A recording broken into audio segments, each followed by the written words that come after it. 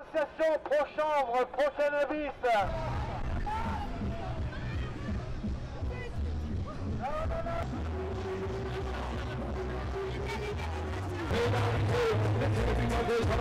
Et en vente libre, ça ne veut pas dire que vous allez acheter 250 grammes de cannabis quand même.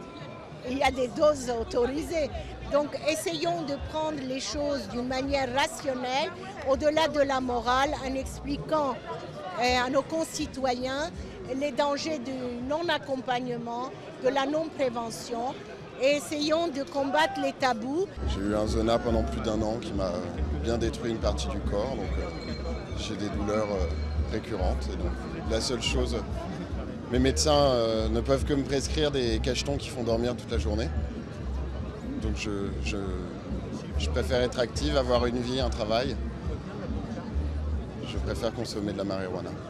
Nous sommes pour la légalisation du cannabis, mais la priorité, c'est vraiment le cannabis thérapeutique. Aujourd'hui, il y a des gens qui souffrent et dont leurs douleurs, dont leurs maladies sont allégées par le cannabis. Et ça, c'est important de le dire. Et c'est pas juste pour des vieux hippies. Aujourd'hui, on traite des enfants épileptiques qui ont des formes d'épilepsie extrêmement lourdes avec du cannabis. Et c'est la seule chose qui leur permet de continuer à vivre, parce que les traitements pour l'épilepsie pour les enfants sont extrêmement lourds et généralement sont néfastes pour les enfants. Aujourd'hui, l'argent du cannabis va où? Ça va fournir des réseaux terroristes ou d'autres, mafias. C'est pas forcément ce qu'on souhaite.